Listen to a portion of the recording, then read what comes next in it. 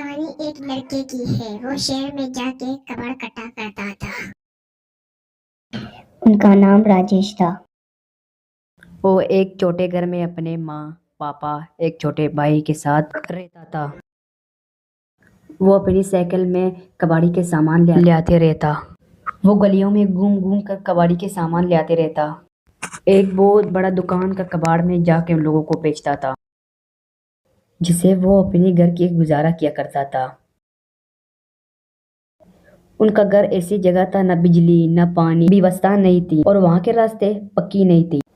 राजेश भी वहाँ के रास्ते में आया जाया करता था। एक दिन वो सुबह सुबह गलियों में कबाड़ लेने के लिए गया था। आज उसे काम में बहुत मुनाफा हुआ था। शाम होने के समय था, तो उसने अभी सोचा था कि शाम होने पे अभी बहुत टाइम बाकी है, तो मैं और इलाकों में चला जाता हूँ। यही सोचकर वो निकल पड़ा और उसे वहां पर जाकर भी बहुत कबाड़ के सामान मिला। उसे ऐसा करते करते शाम हो गए। अरे आज तो समय का पता ही नहीं चला। आज मुझे घर पहुंचते पहुंचते में पक्का ही रात हो जाएगा। वैसे वो अपने घर के बहुत दूर आ चुका था।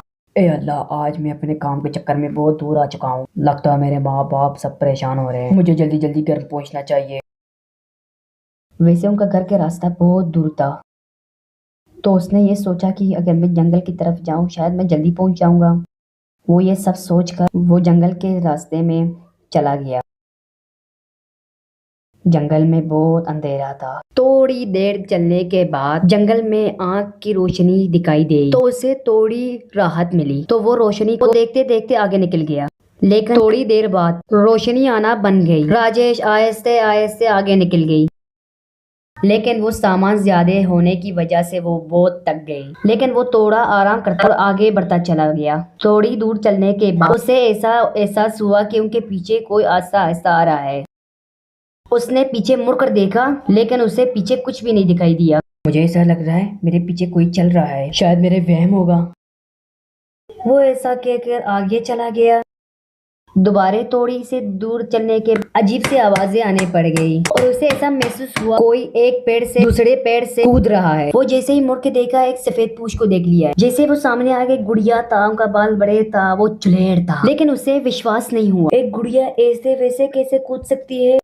अरे बाप रे, एक गुड़िया ऐसे कैसे पेड़ों में कूद सकती है? लगता है कि आज मैं बहुत ज्यादा थक गया, इसलिए मुझे ऐसा महसूस हो रहा है। और वो आगे बढ़ता रहा और थोड़ी देर सब आवाज आने वाले बंद हो गई और उसे चलते चलते बहुत देर हो चुकी थी और उनकी सामान की वजन भी बढ़ता जा रहा था। अचानक वो महसूस किया कि अरे ये क्या, मेरी साइकिल की वजन बढ़ता जा रहा है। शायद मैं कुछ ज्यादा थक गया, यहाँ पर थोड़ा आराम कर देता हूँ। उसने थोड़ी दूर साइकिल को खड़ा कर दिया